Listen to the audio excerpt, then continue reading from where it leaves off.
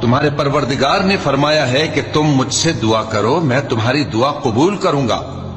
جو لوگ میری عبادت سے ازراہ تکبر کتراتے ہیں ان قریب جہنم میں ذلیل ہو کر داخل ہوں گے۔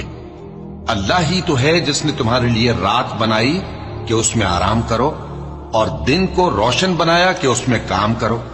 بے شک اللہ لوگوں پر فضل کرنے والا ہے، لیکن اکثر لوگ شکر نہیں کرتے۔ یہی اللہ تمہارا پروردگار ہے جو ہر چیز کا پیدا کرنے والا ہے، اس کے سوا کوئی معبود نہیں، پھر تم کہاں سے بھٹکائے جاتے ہو؟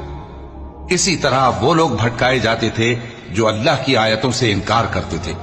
اللہ ہی تو ہے جس نے زمین کو تمہارے لیے ٹھہرنے کی جگہ اور آسمان کو چھت بنایا، اور تمہاری صورتیں بنائیں اور صورتیں بھی اچھی بنائیں، اور تمہیں پاکیزہ چیزیں کھانے کو دیں۔